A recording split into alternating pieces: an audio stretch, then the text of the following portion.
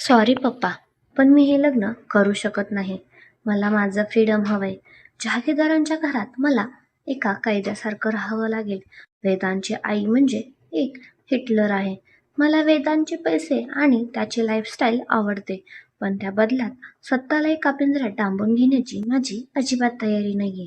मी माझ्या एका मित्रासोबत लंडनला चालले. मला शोधण्याचा प्रयत्न करू नका. तुमची सोनल. नमस्कार सगळ्यांना. आपण एक नवीन कथा सुरू करत आहे.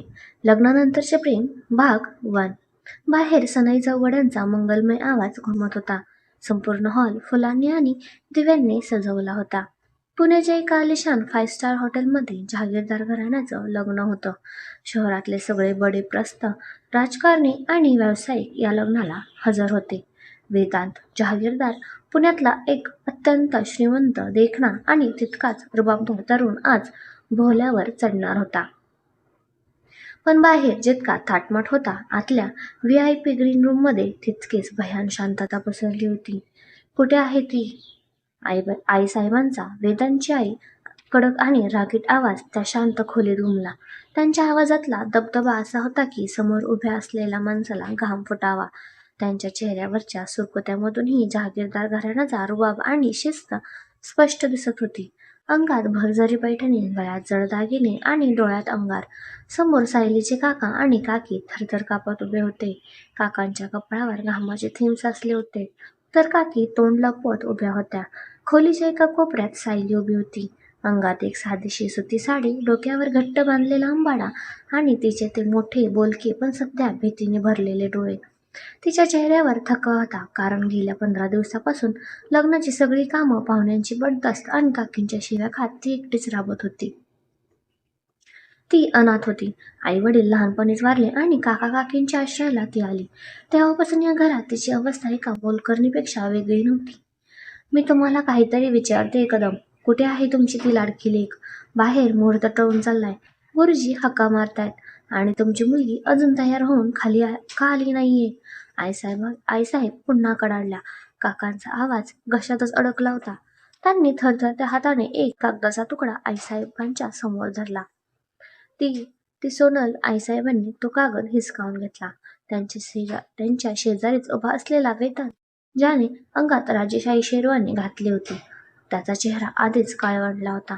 तो अस्वस्थ होता. सोनलवर त्याचं जीवापाड प्रेम होतं. तिच्यासाठी तो काहीही करायला तयार होता. आईसाहेबांनी ती चिठ्ठी वाचायला सुरुवात केली आणि त्यांच्या चेहऱ्यावरचा रंग जोडाला. डोळ्यातला राग आता ज्वालामुखीसारखा भडकायला तयार होता. सॉरी पप्पा, पण मी हे लग्न करू शकत नाही. मला माझं फ्रीडम हवंय. जहागीरदारांच्या घरात मला एका कैद्यासारखं राहावं लागेल. वेदांची आई म्हणजे एक हिटलर आहे. मला वेदांचे पैसे आणि त्याची लाईफस्टाईल आवडते, पण त्या बदल्यात स्वतःला एका पिंजऱ्यात डांबून घेण्याची माझी अजिबात तयारी नाहीये. मी माझ्या एका मित्रासोबत लंडनला चालले. मला शोधण्याचा प्रयत्न करू नका. तुमची सोनल. आईसाहेबांनी तो कागद चुरगळला आणि संतापाने काकांच्या तोंडावर फेकून मारला. ही तुमची लायकी आणि ही तुमच्या मुलीची लायकी. जहागीरदारांची अप्रू वेशीवर टांगलीत तुम्ही. वेदांतने तो चुरगळलेला कागद उचलला. त्याने ती चिठ्ठी वाचली आणि त्याच्या पायाखालची जमीन सरकली. नाही नाही, सोनल असं करू शकत नाही. आणि हे खोटं आहे. ती माझ्यावर प्रेम करते. तिने कालच मला प्रॉमिस केलं होतं की ती वेदांचा आवाज फाटत होता. त्या मुलीवर त्याने आंधळेपणाने प्रेम केलं, जिच्यासाठी त्याने आपल्या कडक आईच्या विरुद्ध जाऊन हे लग्न ठरवलं होतं. तीच मुलगी लग्नाच्या दिवशी पैशाच्या आणि स्वातंत्र्याचा हिशेब करून पळून गेली होती. गप्प बस वेदांत, आईसाहेब ओरडल्या. मी तुला आधी सांगितलं होतं, या भिकारट्या घरची मुलगी आपल्या घराण्याची सून होऊ शकत नाही. तिचे डोळे फक्त तुझ्या पैशांवर होते. बघितलंस, लग्नाच्या दिवशी सर्वांसमोर माझ्या तोंडाला काळं फासून गेली तुझी ती सोनल. काकी रडत पुढे आल्या आणि आईसाहेबांच्या पाया पडू लागल्या. आम्हाला माफ करा आईसाहेब. आम्हाला खरंच काहीच माहीत नव्हतं. या सायलीला सगळं माहीत असेल. ही सतत तिच्यासोबत होती सकाळपासून. काकींनी सवयीनुसार सगळा दोष सायलीवर ढकलला. सायली चमकली. तिचे डोळे विस्फारले. नाही काकी, मला मला काहीच माहीत नव्हतं. सोनलताईंनी मला फक्त मॅचिंग बांगड्या आणायला खालच्या रूममध्ये पाठवलं होतं. मी आली तेव्हा रूम रिकामी होती आणि खिडकी उघडी होती. सायली रडत रडत सगळं सांगत होती. तिचे निरागस डोळे सांगत होते की ती खरं बोलते, पण तिथे तिचं ऐकणार कोण होतं? वेदांत संतापाने वेडा झाला होता. त्याच्या डोळ्यात पाणी आलं होतं, पण सोबतच एक भयंकर चिड होती. त्याचा इगो दुखावला गेला होता. माझ्याशी वेदांत जहागीरदाराशी असा खेळ खेळी ती. आय विल डिस्ट्रॉय हर. मी तिला सोडणार नाही. त्याने रागात जवळचाच एक काचेचा फ्लावर पॉट जमिनीवर फेकून फोडला. क्रॅश मोठा आवाज झाला आणि सायली भीतीने 2 पावलं मागे सरकली. वेदांत, शांत हो. आईसाहेबांनी स्वतःला सावरलं. त्या एक अत्यंत प्रॅक्टिकल आणि अब्रूची पर्वा करणाऱ्या स्त्री होत्या. आता रागावून काही होणार नाही. बाहेर हजारो लोक वाट बघतायत. मीडिया उभे आहे. जर त्यांना कळलं की जहागीरदारांची होणारी सून लग्नाच्या मंडपातून पळून गेली तर आपली मार्केटमध्ये काय इज्जत राहील? लोक हसतील आपल्याला. मग काय करू आई? जाऊया, सांगूया सगळ्यांना की लग्न कॅन्सल झालंय. वेदांत रागाने म्हणाला. नाही. आईसाहेबांचा आवाज पुन्हा शांत पण धारदार झाला. लग्न कॅन्सल होणार नाही. आज याच मुहूर्तावर याच हॉटेलमध्ये माझा मुलगा बोहल्यावर चढणार. सगळेजण थक्क होऊन आईसाहेबांकडे बघू लागले. पण आई नवरी नाहीये तर लग्न कोणाशी करणार? वेदांतने विचारलं. आईसाहेबांनी नजर खोलीवर फिरवली आणि एका कोपऱ्यात भीतीने थरथर कापणाऱ्या सायलीवर जाऊन थांबली. साधे कपडे, विस्कटलेले केस, पण चेहऱ्यावर एक अशी शुद्धता जी सोनलच्या हजारो रुपयांच्या मेकअपमध्येही नव्हती. आईसाहेबांचे डोळे किंचित बारीक झाले. त्यांच्या डोक्यात एक विचार आला. त्यांनी बोट चललं आणि सायलीकडे दाखवलं. ही बसेल सोनलच्या जागी. खोलीत जणू वीजच कोसळली. सायलीच्या काळजाचा ठोका चुकला. ती श्वास घ्यायलाही विसरली. आईसाहेब, मी. तिच्या तोंडातून कसे बसे शब्द फुटले. आई, तू वेडी झालीस का? वेदांत जवळजवळ ओरडला. ही या मोलकरणीसारख्या दिसणाऱ्या मुलीशी मी लग्न करू, जिने माझ्या सोनलला पळून जाण्यास मदत केली असेल. तिच्या गळ्यात मी मंगळसूत्र बांधू? नेव्हर. मी मरेन, पण या भिकारड्या मुलीशी लग्न करणार नाही. वेदांच्या डोळ्यात सायलीबद्दल कमालीचा तिरस्कार दिसत होता. सायलीचे डोळे पाण्याने भरले. तिला वाटत होतं धरती दुभंगून जावी आणि आपण त्यात गडप व्हावं. आईसाहेब वेदांच्या जवळ गेला. वेदांत, जहागीरदार, तू मला ओळखतोस. मला माझ्या घराण्याची अब्रू कोणत्याही गोष्टीपेक्षा जास्त महत्वाची आहे. जर आज तू बाहेर रिकामा गेलास तर उद्या मी जिवंत राहणार नाही. माझा मृतदेह बघशील तू. वेदांत थबकला. आईचं हे इमोशनल ब्लॅकमेल त्याच्यावर मी लागलं. आई, निर्णय तुझा आहे. एकतर घराण्याची अब्रू वाचव किंवा तुझ्या आईला मरण देताना बघ. आईसाहेबांनी शेवटचा वार केला. वेदांतचे डोळे मिटून घेतले आणि त्याने हात मूठ बांधल्यामुळे पांढरे झाले होते. त्याने एक तिरस्काराची नजर सायलीवर टाकली आणि दातातून शब्द उच्चारले. ठीक आहे, पण लक्षात ठेवाई, हे लग्न फक्त एक तडजोड असेल. मी या मुलीला कधीही माझी पत्नी मानणार नाही. तो रागाने पाय आपटत तिथून बाहेर निघून गेला. आता आईसाहेब काका काकींकडे वळल्या. ऐकलं तुम्ही? 15 मिनिटात या मुलीला सोनलचा लेहंगा आणि दागिने घाला. जर ती मांडवात आली नाही तर कदम, तुमचा तो छोटासा व्यवसाय आणि तुमचं घर एका दिवसात रस्त्यावर आणेन मी तुम्हाला. एवढं बोलून आईसाहेब बाहेर निघून गेल्या. खोलीत आता फक्त काका काकी आणि सायली उरले होते. सायली रडत काकांच्या पायाजवळ बसली. काका, नको ना प्लीज, मला नाही करायचं हे लग्न. वेदांत सर माझ्यावर खूप रागवलेत. ते मला कधीच स्वीकारणार नाहीत. काका, तुम्ही मला शिकवले, वाढवले, पण मला अशी शिक्षा नका देऊ. काकीने झिडकारून सायलीचा हात पकडला आणि तिला खेचून उभं केलं. गप्प बस कार्टे. तुझ्यामुळे आमच्यावर रस्त्यावर यायची वेळ आली. ती सोनल पळून गेली त्यात नक्कीच तुझा हात असणार. आता जे आईसाहेब म्हणाल्या ते निमूटपणे कर. तो 2 लाखाचा लेहंगा घाल आणि चल बाहेर. नाहीतर तुला घरातून हाकलून देईन आणि रस्त्यावर भीक मागायला लावू. सायलीच्या डोळ्यातून अश्रूच्या धारा वाहत होत्या. तिने काकांकडे आशाने बघितलं, पण काकांनी नजर फिरवली. ते हतबल होते. पुढच्या 15 मिनिटात सायली एका बाहुलीसारखं सजवलं गेलं. सोनलसाठी आणलेला तो जड लाल रंगाचा डिझायनर लेहंगा, ते जड कुंदनाचे दागिने, सगळं सायलीच्या अंगावर चढवलं होतं. ब्युटिशियनने घाईघाईत तिच्या चेहऱ्यावर मेकअप फासला. जेव्हा सायली आरशात बघत होती तेव्हा तिला स्वतःचीच ओळख पटत नव्हती. ती खूप सुंदर दिसत होती, पण तिच्या डोळ्यात फक्त आणि फक्त वेदना होती. चल बाहेर. काकीने तिला ढकलत बाहेर आणलं. मांडवात सनईचा आवाज आता आणखी जोरात वाजत होता. वेदांत बोहल्यावर उभा होता. त्याच्या डोळ्यात राग, अपमान आणि एक भयानक शून्यता होती. जेव्हा सायली हळूहळू मांडवात आली तेव्हा सगळ्यांच्या नजरा तिच्यावर खिळल्या. काहींना वाटलं सोनलच आहे, पण जे जवळचे होते त्यांना लगेच समजलं की ही नवरी कुणीतरी वेगळीच आहे. हॉलमध्ये कुजबूज सुरू झाली. ही तर ती कदम घरची दुसरी मुलगी ना? अरे सुनील कुठे गेली? काय चाललंय हे? आईसाहेबांनी एक कठोर नजरेने सगळ्यांना गप्प केलं. सायली वेदांच्या समोर येऊन उभी राहिली. तिचे पाय थरथरत होते. वेदांतने तिच्याकडे पाहिलं. त्याची नजर एखाद्या तीक्ष्ण तलवारीसारखी होती, जी सायलीच्या काळजाला कापत होती. जेव्हा अंतरपाठ धरला गेला तेव्हा सायलीने हळूच मान वर करून वेदांतकडे पाहिलं. वेदांच्या डोळ्यात फक्त आणि फक्त द्वेष होता. शुभमंगल सावधान.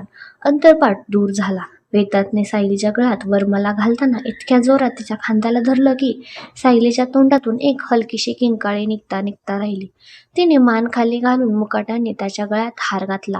लग्नविधी सुरू झाले. प्रत्येक मंत्रासोबत सायलीला वाटत होतं की ती एका अंधाऱ्या विहिरीत ढकलली जाते. जेव्हा वेदांतने तिच्या गळ्यात मंगळसूत्र बांधलं तेव्हा तिला ते मंगळसूत्र नसून गळ्याभोवती आवळलेला फास वाटला. तिच्या डोळ्यातून एक मोठा अश्रूचा थेंब ओघळून तिच्या गालावर आला. लग्न पार पडलं. जहागीरदारांची आबरू वाचली, पण सायलीचं आयुष्य मात्र कायमचं उद्ध्वस्त झालं होतं. विदाईच्या वेळी काका काकीने खोटे अश्रू ढाळले. सायलीला त्यांच्याबद्दल काहीही वाटत नव्हतं. तिला फक्त आपल्या नशिबाची भीती वाटत होती. वेदांत आणि सायली एका फुलांनी सजवलेल्या आलिशान मर्सिडीज कारमध्ये बसली. गाडी जहागीरदार वाड्याकडे जायला निघाली. गाडीत भयंकर शांतता होती. सायली एका कोपऱ्यात अंग चोरून बसली होती. अचानक वेदांतने ड्रायव्हरला सांगितले, रामू गाडी थांबव आणि तू बाहेर जा. रामूने गाडी एका सुनसान रस्त्यावर थांबवली आणि तो बाहेर जाऊन उभा राहिला. गाडीत आता फक्त वेदांत आणि सायली होते. सायलीच्या हृदयाची धडधड वाढली होती. वेदांत हळूहळू तिच्याकडे सरकला. त्याने अचानक सायलीचा हात इतक्या घट्ट पकडला की तिच्या मांगड्या तिच्या मनगटात उतरल्या. आहा, दुखतंय. सायलीच्या तोंडून शब्द बाहेर पडले. वेदांतचा चेहरा अगदी जवळ आला. त्याच्या डोळ्यातला संताप आता लपून राहिला नव्हता. दुखतंय ही तर फक्त सुरुवात आहे सायली. वेदांतचा आवाज अत्यंत थंड आणि विषारी होता. तुला काय वाटलं? सोनलला पळून जाण्यास मदत करशील? तिच्या जागी स्वतः मांडवात बसून माझ्याशी लग्न करशील आणि माझ्या घरात जहागीरदारांची सून म्हणून राज करशील? हा तुझा प्लॅन होता ना? नाही वेदांत सर, माझा काही दोष नाहीये. माझा विश्वास ठेवा. सायली रडत म्हणाली. Shut up. वेदांत ओरडला. माझ्यासमोर हे रडकी नाटकं करायचं नाही. ऐकून घे माझं. हे मंगळसूत्र जे मी तुझ्या गळ्यात बांधलंय ना, तो एक फास आहे तुझ्यासाठी. आणि हा फास मी रोज थोडा थोडा आवडणार आहे. तू सोनलचीच बहीण आहेस ना? तिने मला जो त्रास दिलाय, जो अपमान झालाय माझा, त्याची सगळी किंमत आता तू चुकवणार आहेस. Welcome to hell Mrs Sayali Vedant Jahagirdar. वेदांतने झटक्यात तिचा हात सोडून दिला आणि खिडकीबाहेर बघू लागला. पुण्यात उभा असलेला तो जहागीरदार वाडा गेट उघडलं गेलं आणि गाडी आत शिरली. गाडीत मागच्या सीटवर बसलेली सायली अजूनही सुन्न होती. मगाशी वेदांतने दिलेली धमकी तिच्या कानात सतत घुमत होती. Welcome to hell Mrs Sayali Vedant Jahagirdar. तिचा श्वास जड झाला होता. अंगावर तो लाखो रुपयांचा जड लेंगा तिला आता काट्यासारखा टोचत होता. गळ्यातलं मंगळसूत्र त्याला ती एखाद्या मुलीचं सर्वात मोठं स्वप्न मानायची, ते आता तिला एका फासासारखं वाटत होतं. गाडी थांबली. ड्रायव्हर रामूने पटकन खाली उतरून वेदांतकडचा दरवाजा उघडला. वेदांतने सायलीकडे एकदाही न बघता गाडीतून पाय बाहेर टाकला आणि तो सरळ वाड्याच्या पायऱ्या चढून वर गेला. रामूने मग सायलीकडचा दरवाजा उघडला. वहिनी साहेब उतरा, तो दबक्या आवाजात म्हणाला. वहिनी साहेब हा शब्द सायलीला परका वाटला. ती थरथरत्या पायाने गाडीतून खाली उतरली. वाड्याची भव्यता बघून तिला चक्कर आल्यासारखं झालं. इतक्या मोठ्या आणि श्रीमंत घरात तिचा कधी संबंध झाला नव्हता. ती घाबरत आपला जड लेंगा सावरत हळूहळू वाड्याच्या मुख्य दरवाजाकडे चालू लागली. मुख्य दरवाजावर जहागीरदार कुटुंबातले काही मोजके नातेवाईक उभे होते. सगळीकडे एक अजीब शांतता होती. एरवी नव्या नवरीचं स्वागत हसतमुख चेहऱ्याने गाणी गात होतं, पण इथे तर तसं काहीच नव्हतं. सगळ्यांच्या नजरामध्ये एक कुतूहल होतं आणि काही जणींच्या नजरेत स्पष्ट टोमणे होते. दरवाजाच्या मधोमध आईसाहेब उभ्या होत्या. त्यांच्या हातात स्वागताचं आरतीचं ताट होतं, पण चेहऱ्यावर कुठलाही आनंद नव्हता. त्यांचे डोळे सायलीला अक्षरशः जाळून टाकत होते. सायलीने हळूच उमऱ्यावर पाय ठेवण्यासाठी पाऊल उचललं. थांब तिथेच. आईसाहेबांचा कडक आवाज घुमला. सायलीचा पाय हवेतच थांबला. ती दचकून मागे सरकली. तिने घाबरलेल्या नजरेने आईसाहेबांकडे पाहिलं. आईसाहेब संत पावलाने तिच्या जवळ आल्या. त्यांच्या हातातल्या ताटातले दिवे वाऱ्याने थरथरत होते. उंबरठ्याच्या आत पाऊल ठेवण्याआधीच काही गोष्टी डोक्यात पक्क्या करून ठेव सायली, आईसाहेब अत्यंत थंड आणि धारदार आवाजात म्हणाल्या. आसपासचे नातेवाईक कान देऊन ऐकत होते. तू या घरची सून नाहीयेस, तू फक्त माझी मजबुरी आहेस. माझ्या जहागीरदार घराण्याची अब्रू आज वेशीवर टांगली गेली असती. ती वाचवण्यासाठी मी तुला या घरात आणलंय. त्या सोनलने जे घाणेरडे काम केलंय त्याचा कलंक मी माझ्या मुलाच्या माथ्यावर लागू देणार नव्हते, म्हणून तू इथे उभी आहेस. त्यामुळे चुकूनही स्वतःला या घरची मालकीण किंवा वेदांची पत्नी समजण्याची चूक करू नकोस. सायलीचे डोळे भरून आले. ती खाली मान घालून ऐकत होती. तुझी लायकी फक्त या वाड्यातल्या एका कोपऱ्यात राहण्याची आहे. हे जड दागिने आणि हा कपड्यांचा थाट फक्त जगाला दाखवण्यासाठी आहे. उद्या सकाळपासून तुझी जागा कुठे आहे हे मी तुला दाखवून देईल, समजलं? आईसाहेबांनी विचारलं. सायलीने होकारार्थी मान हलवली आणि तिच्या डोळ्यातून एक अश्रूचा थेंब टपकन जमिनीवर पडला. रडायचं नाही, आईसाहेब रागाने म्हणाल्या. माझ्या दारात अपशकून नकोय मला. डोळे पुस. सायलीने पटकन हाताच्या मागच्या बाजूने आपले डोळे पुसले. आईसाहेबांनी नाईलाजाने आरतीचं ताट फिरवलं. तिथे कोणतंही प्रेम नव्हतं, फक्त एक रीत पूर्ण करायची होती. उंबरठ्यावर तांदळाने भरलेलं माप ठेवलं होतं. लाथ मार त्या मापाला आणि आते, आईसाहेब कोड्या आवाजात म्हणाल्या. सायलीने उजव्या पायाने मापाला हलकीशी लाथ मारली. तांदूळ गरगळत आत गेले. तिने कुंकवाच्या पाण्यात पाय ठेवले आणि पांढऱ्या शुभ्र फरशीवर आपली पावलं उमटवत ती आत आले. लाल कुंकवाची पावलं फरशीवर पडत होती, पण सायलीला वाटत होतं की ती तिच्या स्वतःच्याच रक्ताची पावलं उमटवत पुढे चालली आहे. गृहप्रवेशाची विधी अत्यंत कोढेपणाने पार पडली. कोणीही तिच्याशी गोड बोललं नाही. कोणीही तिला बसायला सांगितलं नाही. थोड्या वेळाने एक जुनी मोलकरीण सगुणाबाई सायलीच्या जवळ आली. तिला सायलीची थोडी दया आली असावी. वहिनी साहेब, चला, मी तुम्हाला तुमच्या खोलीत सोडते. वेदांत दादा आधीच वर गेलेत. सायली मुकाट्याने सगुणाबाईंच्या मागे चालू लागली.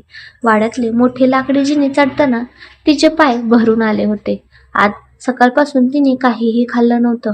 काकीच्या शिव्या, सोनलचं पळून जाणं, हे अचानक झालेलं लग्न, वेदांची धमकी आणि आता आईसाहेबांचा हा अपमान, सगळं तिच्या सहनशीलतेच्या पलीकडे जात होतं. सगुणाबाईंनी एका मोठ्या कोरीव लाकडी दरवाजासमोर तिला आणून उभं केलं. हीच दादांची खोली आहे, तुम्ही जा आत. एवढं बोलून सगुणाबाई निघून गेल्या.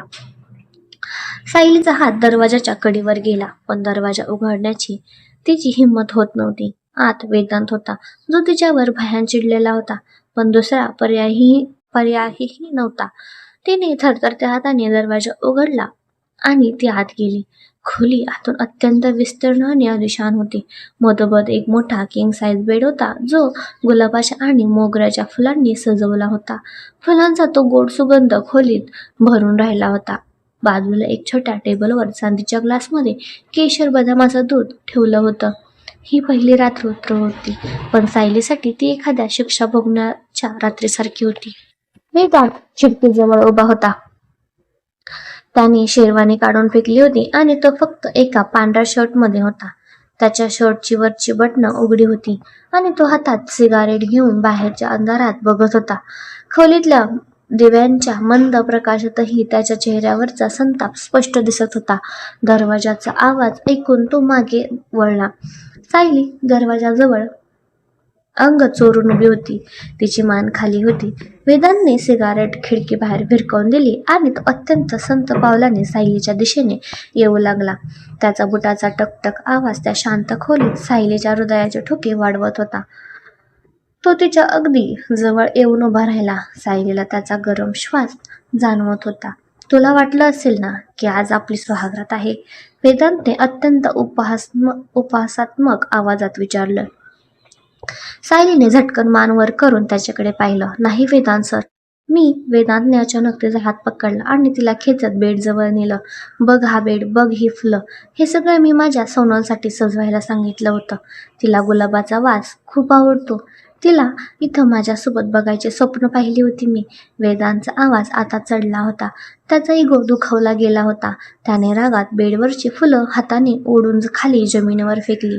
पण तू काय केलंस? तू आणि तुझी ती बहीण, तुम्ही दोघींनी मिळून मला फसवलात. सोनलला माझे पैसे हवे होते आणि तुला हे घर. सांग किती पैसे दिले तिने तुला हे लग्न करण्यासाठी? सर प्लीज, देवाशपथ मला काहीच माहिती नव्हतं. सोनलताई मला नेहमीच मोलकरणीसारखं वागवायची. ती मला तिचे प्लॅन्स कधीच सांगत नव्हती. तिने मला फसवून बाहेर पाठवलं आणि सायली रडत स्वतःची बाजू मांडण्याचा प्रयत्न करत होती. बस, एक शब्द नकोय मला, वेदांत ओरडला. त्याने टेबलवरचा तो चांदीचा दुधाचा ग्लास उचलला आणि रागाने भिंतीवर भिरकवला. छन, काचेसारखा आवाज करत तो चांदीचा ग्लास खाली पडला आणि दूध फरशीवर सांडलं. सायली भीतीने कानावर हात ठेवून खाली बसली. ती हुंदके देऊन रडायला लागली. वेदांत तिच्याकडे अत्यंत तिरस्काराने बघत होता. हे रडकी नाटकं माझ्यासमोर चालणार नाही. ऐक, जोपर्यंत तू या घरात आहेस, तू फक्त माझ्यासाठी एक कैदी आहेस. हा बेड, ही खोली, हे सगळं माझ्या सोनलचं होतं आणि राहील. तू या बेडवर कधीही झोपणार नाहीस. तुझी जागा जमिनीवर आहे. त्याने कपाटातून एक पातळ सतरंजी आणि एक जुनी उशी काढली आणि सायलीच्या अंगावर फेकली. झोप तिथे त्या कोपऱ्यात आणि लक्षात ठेव, सकाळी आई उठायच्या आत मला माझा चहा हवा असतो. या घरात तुला राहायचं असेल तर तुला स्वतःची लायकी ओळखून राहावं लागेल. वेदांतने खोलीतले लाईट्स बंद केले आणि तो बेडवर जाऊन झोपला. त्याने पाठीला पाठ लावून कूज बदलली. खोलीत आता फक्त खिडकीतून येणारा चंद्राचा अंधुक प्रकाश होता. सायली फरशीवर तशीच बसून होती. तिच्या अंगावर तो जड लेंगा होता. तिने हळूहळू स्वतःच्या हाताने डोक्यावरच्या जड पिना काढल्या. कानातले जड झुमके काढताना तिचे कान लाल झाले होते. तिने तो सगळा दिखावा बाजूला काढला आणि ती त्या थंड फरशीवर त्या पातळ सतरंजीवर अंग दुमडून झोपली. तिच्या डोळ्यातून वाहणारे अश्रू सतरंजी भिजवत होते. तिला तिच्या आईवडिलांची आठवण येत होती. का सोडून गेलात मला? त्यापेक्षा मला तुमच्यासोबत का नाही नेलं? ती स्वतःशीच विचारत होती. लग्नाच्या पहिल्याच रात्री तिला एका गुन्हेगारासारखी वागणूक मिळाली होती. रात्र हळूहळू पुढे सरकत होती. खोलीत एकदम शांतता होती. फक्त सायलीच्या दाबलेल्या हुंदक्याचा आवाज येत होता. वेदांतला तो आवाज ऐकू येत होता, पण त्याला त्याच्या डोळ्यातला सायलीसाठी अजिबात दया नव्हती. त्याला फक्त सोनलने दिलेला धोका दिसत होता. पहाटेची वेळ होती. सायली त्या थंड फरशीवर तशीच कुडकुडत झोपली होती. वेदांत गाढ झोपेत होता. अचानक अंधाऱ्या खोलीत वेदांतच्या साईड टेबलवर असलेल्या मोबाईलची स्क्रीन उजळली. फोन व्हायब्रेट व्हायला लागला. बज बज असा त्या शांततेत तो आवाज खूप मोठा वाटत होता. सायलीची झोप मोडली. तिने डोळे चोळत बेडकडे पाहिले. वेदांतने झोपेतच हात मारून फोन उचलला आणि डोळे उघडताच कानाला लावला. हॅलो, वेदांतचा झोपेतला जड आवाज आला. पलीकडून येणारा आवाज ऐकताच वेदांत झटक्यात डोळे उघडून बेडवर उठून बसला. त्याची झोप सेकंदात उडाली होती. वेदांत प्लीज मला वाचव. वेदांत मला इथून घेऊन जा. हे लोक मला मारून टाकतील. पलीकडून एका मुलीचा रडत घाबरलेला आवाज येत होता. तो आवाज दुसरा तिसरा कुणाचा नसून सोनलचा होता. सोनल, सोनल तू कुठे आहेस? हॅलो, कोण लोक? सोनल, वेदांत जवळजवळ ओरडलाच. सायली घाबरून उठून बसली. सोनलताई, तिच्या मनात शंकेची पाल चुकचुकली. वेदांत फोनवर हॅलो हॅलो करत होता, पण पलीकडून फोन कट्ट झाला होता. वेदांतच्या कपाळावर घाम आला होता. त्याने पटकन नंबर पुन्हा डायल केला, पण फोन स्विच ऑफ येत होता. वेदांतची नजर अचानक खाली जमिनीवर बसलेल्या सायलीकडे गेली. सायलीच्या चेहऱ्यावर भीती आणि गोंधळ होता. वेदांतचा चेहरा रागाने लालबुंद झाला. तो बेडवरून खाली उतरला आणि त्याने सायलीचे दंड घट्ट पकडून तिला एका झटक्यात उभं केलं. सायली, तो दात ओठ खात ओरडला. तू मला खोटं बोललीस. तुला माहित होतं ना सोनल कुठे आहे? कोण आहेत ते लोक ज्यांनी तिला किडनॅप केले? बोल सायली, माझ्या सोनलला काय झालंय सांग, नाही तर आज मी तुझा जीव घेईन. सायली भीतीने थरथर कापत होती. तिला काहीच समजत नव्हतं की सोनलला कोण पकडणार आणि का. वेदांतने सायलीला भिंतीवर ढकललं आणि दोन्ही हात तिच्या बाजूला भिंतीवर आपटून तो तिच्या चेहऱ्याजवळ आला. तुला खरं बोलावंच लागेल सायली, कारण जर माझ्या सोनलला काही झालं तर तू या घरातून जिवंत बाहेर जाणार नाहीस. वेदांतने सायलीला भिंतीवर ढकललं होतं.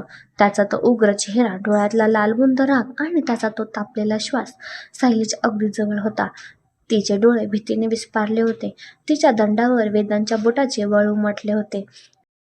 तर मला खरंच काहीच माहित नाहीये. मला सोडा. दुखतंय मला. सायली रडत रडत कशीबशी बोलली. तिचे डोळे भरून आले होते आणि त्यातून घळाघळा पाणी वाहत होतं. वेदांत तिला अजून काहीतरी बोलणार तेवढ्यात पुन्हा फोन वाजला. वेदांतने झटक्यात सायलीला सोडलं आणि फोन उचलला. तोच अननोन नंबर होता. हॅलो सोनल, कुठे आहेस तू? कोण लोक आहेत? वेदांतने एका दमात विचारलं. पण पलीकडून सोनलचा आवाज आला आला नाही. एक पुरशी घोगरा आवाज आला. वेदांत जहागीरदार, जास्त आवाज वाढवू नकोस. तुझी ती पळून गेलेली नवरी आमच्या ताब्यात आहे. तिच्या त्या मित्राने तिला लंडनला नाही तर थेट आमच्या जाळ्यात आणून सोडलाय. ती खूप कर्जबाजारी झालीये, माहितीये ना तुला? आता जर तिला जिवंत बघायचं असेल तर 5 कोटी रुपये तयार ठेव. आणि हो, पोलिसांना सांगण्याची चूक केलीस तर सोनलचे तुकडे पार्सल करून जहागीरदार वाड्यात पाठवेन. हॅलो हॅलो, कोण बोलतंय? वेदांत ओरडला. पण पलीकडून फोन पुन्हा कट झाला. वेदांतचा श्वास जड झाला होता. त्याने रागात मोबाईल बेडवर भिरकवला आणि तो डोक्याला हात लावून बेडवर बसला. सोनलने त्याला फसवून पळून जाण्याचा निर्णय घेतला होता हे त्याला माहीत होतं. पण आता ती संकटात होती. त्याला तिचा राग येत होता, पण त्याचबरोबर तिच्याबद्दलची काळजीही त्याला स्वस्थ बसू देत नव्हती. प्रेम आंधळं असतं आणि वेदांतचं सोनलवरचं प्रेम नेमकं तसंच होतं. त्याने पुन्हा एकदा तिरस्काराने सायलीकडे पाहिलं. सायली एका कोपऱ्यात भिंतीला टेकून खाली बसली होती आणि आपले गुडघे छातीजवळ घेऊन रडत होती. तिचे केस विस्कटलेले होते आणि अंगावर तो जड लेंगा होता. तू खूप मोठी किंमत मोजणार आहे या सगळ्याची सायली. सोनलला तिथे काही होऊ दे, त्याची शिक्षा तू इथे भोगशील, वेदांत कोरड्या आवाजात म्हणाला.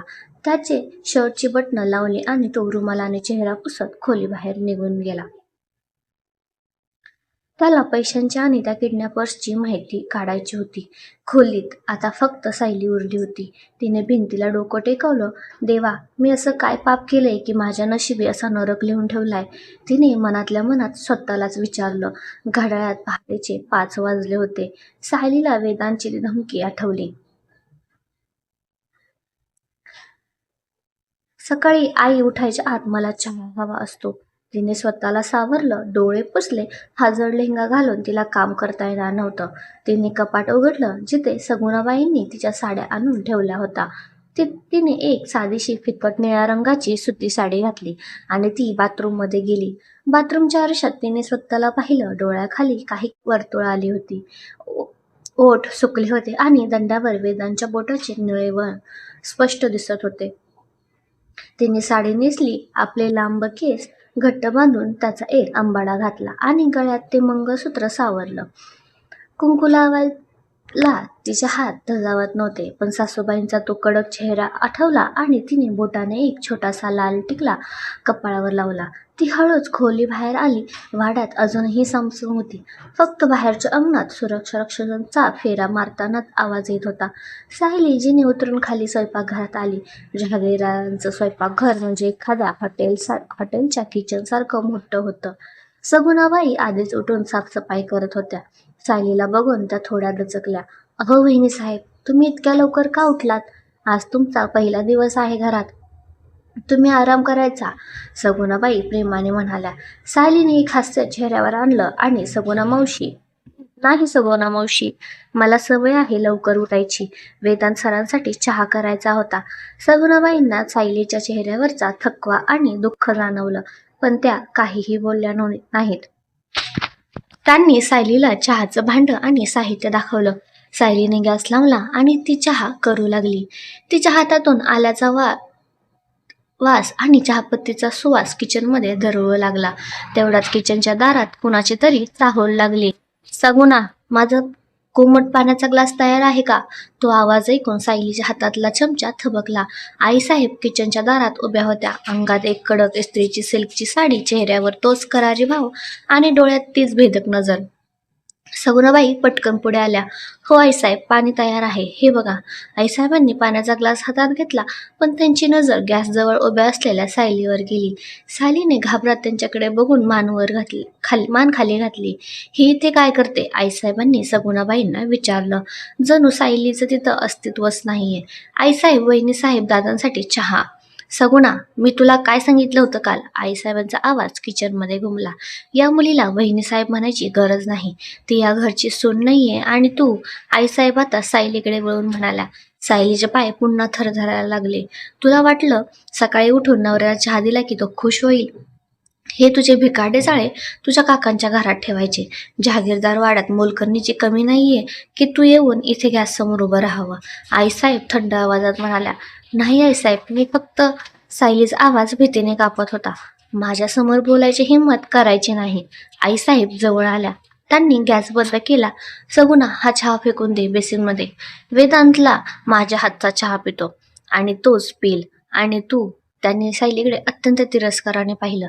जर तुला कामच करायची एवढी हौस आहे ना, तर जा आणि बाहेरचं मोठं अंगण झाडून काढ. आणि हो, सगुणा तिला झाडू दिली, पण मदत करणार नाही.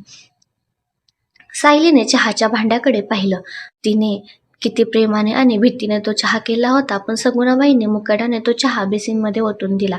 जा, उभं का राहिली आहेस की इथेही मी तुला रेड कार्पेट अंथरून देऊ? आईसाहेब कडाडला. सायली काहीही न बोलता किचन बाहेर पडली. वाड्यांचं अंगण खूप मोठं होतं. तिथे झाडांचा पालापाचोळा पडला होता.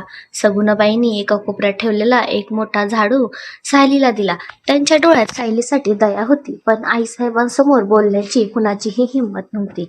सायलीने तो झाडू हातात घेतला आणि ती अंगण झाडायला लागली. सकाळची थंड हवा अंगाला झोंबत होती. ती सवय नसतानाही मोठा झाडू ओढत होती. तिच्या हाताला फोड आले होते, पण ती मुकाट्याने आपलं काम करत होती. कदाचित हीच माझी लायकी आहे, ती स्वतःला समजावत होती. दरम्यान वेदांताच्या स्टडी रूममध्ये लॅपटॉपवर बसला होता. त्याने त्याच्या काही ओळखीच्या पोलीस अधिकाऱ्यांना आणि डिटेक्टिव्ह मित्रांना फोन लावले होते. सोनलचा ज्या नंबरवरून बोलली होती तो नंबर ट्रेस करायचा प्रयत्न सुरू होता. तेवढ्यात आईसाहेब चहाचा कप घेऊन स्टडी रूममध्ये आल्या. वेदांत चहा. त्यांनी कप टेबलवर ठेवला. वेदांत लॅपटॉपमधून मान वर न काढता म्हणाला, थँक्स आई. आईसाहेबांनी खुर्ची ओढली आणि त्याच्यासमोर बसल्या. काय चाललं हे सगळं? आज तुझा लग्नाचा दुसरा दिवस आहे. तुला ऑफिसला जायची घाई नाहीये ना? आणि त्या मुलीचं काय करायचंय? मी तिला अंगण झाडायला लावलंय. वेदांतने लॅपटॉप बंद केला आणि तो आईसाहेबांकडे बघू लागला. त्याच्या चेहऱ्यावरची चिंता स्पष्ट दिसत होती. आई, सोनल किडनॅप झाली. वेदांतने शांतपणे पण गंभीर आवाजात सांगितलं. आईसाहेबांच्या कपाळावर आठ्या पडला. काय किडनॅप? कोणी केली तिला किडनॅप? आणि तुला कसं माहिती? वेदांतने तिला सकाळी आलेला तो फोन कॉल आणि 5 कोटींची खंडणी याबद्दल सगळं सांगितलं. आईसाहेबांनी एक दीर्घ श्वास घेतला. त्यांच्या चेहऱ्यावर कोणतीही दया किंवा काळजी नव्हती, तर एक प्रकारचा राग होता. वेदांत, तू मूर्ख आहेस का? ती मुलगी एक नंबरची चलाक आणि पैशाची लालची आहे. तुला वाटतंय ती खरंच किडनॅप झाली? हे तिचं दुसरं नाटक असेल, तुझ्याकडून पैसे उकळण्याचं. आईसाहेब ठामपणे म्हणाला. नाही आई. वेदांत पटकन म्हणाला. तिचा आवाज. ती खरंच रडत होती. ती घाबरलेली होती. मला माहितीये ती पैशासाठी पळून गेली, पण तिला तिथे धोका आहे. मला तिला वाचवावंच लागेल. आणि ती जी सायली घरात बसली तिचं काय? आईसाहेबांनी विचारलं. तू तिला पत्नी मानणार आहेस का? वेदांतच्या चेहऱ्यावर एक क्रूर हसू आलं. पत्नी? ती सायली या किडनॅपिंगमध्ये सामील असू शकते आई, जोपर्यंत सोनल सुरक्षित परत येत नाही आणि मला या दोघी बहिणींचं खरं रूप कळत नाही, तोपर्यंत ती सायली या घरात एक नोकर म्हणून राहील. तिला कोणतीही सूट देऊ नका. आईसाहेबांनी होकारार्थी मान हलवली. माझी तीच इच्छा आहे. तू फक्त तुझ्या सोनलचा तो पैशाचा खेळ लवकर संपव. या घरातल्या अब्रूचे धिंदवडे मला नकोय. त्या उठून बाहेर गेला. वेदांत पुन्हा लॅपटॉपकडे वळाला. त्याचा फोन वाजला. डिटेक्टिव्ह मित्रांचा फोन होता. हॅलो वेदांत, तो नंबर ट्रेस झालाय, पण लोकेशन ऐकून तू शॉक होशील. डिटेक्टिव्ह म्हणाला. कुठे आहे लोकेशन? सांग पटकन. वेदांतने आधीरतेने विचारलं. लोकेशन पुण्यातलंच आहे आणि ते तुझ्या काकांच्या जुन्या बंद पडलेल्या फॅक्टरीजवळ दाखवतंय. वेदांतच्या पायाखालची जमीन सरकली. काकांची फॅक्टरी? म्हणजे या किडनॅपिंगमध्ये घरच्याच कोणाचा तरी हात आहे. त्याच्या मनात अनेक प्रश्न उभे राहिले. दुसरीकडे सायली अंगण झाडून पूर्ण थकून गेली होती. ती घामाने भिजली होती आणि एका झाडाखाली जाऊन क्षणभर टेकली. तिने श्वास घेण्यासाठी डोळे मिटले. तेवढ्यात तिच्या अंगावर कुणीतरी एक थंड पाण्याची बाटली रिकामी केली. सायली दचकून उठली. समोर सोनलची एक मैत्रीण रिया उभी होती. रिया काल लग्नाला आली होती आणि आईसाहेबांनी तिला काही कामासाठी वाड्यातच थांबवून घेतलं होतं. काय ग भिकारडे, खूप गरम होतंय का? रिया उत्सुकपणे हसत म्हणाली, सोनलची जागा घेतली म्हणून तू स्वतःला राणी समजायला लागलीस का? तुझी लायकी हीच आहे, मोल करीन. सायलीने आपले भिजलेले केस सावरले आणि ती मुकाट्याने तिथून निघून जायला लागली. पण रियाने तिचा हात पकडला आणि तिला जोरात मागे खेचलं. सायलीचा तोल गेला आणि ती खाली जमिनीवर त्यास कसरत पडली. रिया तिच्या जवळ आली आणि तिच्या कानात कुजबुजली, सोनल परत येणार आहे सायली, आणि जेव्हा ती येईल तेव्हा ती तुला या घरातून हाकलून देईल. वेदांत फक्त सोनलचा आहे. सायलीने जमिनीवर पडून रियाकडे पाहिलं. तिच्या डोळ्यात पाणी होतं. पण पहिल्यांदाच तिच्या डोळ्यात एक प्रश्नही होता. सोनल खरंच परत येणार आहे? आणि जर ती आली तर माझं काय होईल? तेवढ्यात वाड्याच्या मुख्य दरवाजातून एक पोलीस जीप आत आली. सायरनच्या आवाजाने वाड्यातले सगळे लोक बाहेर जमायला लागले. सायली जमिनीवर उठून उभी राहिली. वेदांत धावतच बाहेर आला. पोलीस इन्स्पेक्टर जीपमधून खाली उतरला आणि सरळ वेदांतकडे आला. मिस्टर वेदांत जहागीरदार, इन्स्पेक्टरने विचारलं. येस इन्स्पेक्टर, काय झालं? वेदांतने विचारलं. आम्हाला तुमच्या काकांच्या फॅक्टरीजवळ एक डेड बॉडी सापडली आणि ती डेड बॉडी एका मुलीची आहे. तिच्या अंगावर लग्नाचे कपडे आहेत. इन्स्पेक्टर गंभीर आवाजात म्हणाला. सगळ्यांच्या काळजाचा ठोका चुकला. सायलीच्या हातातून झाडू खाली पडला.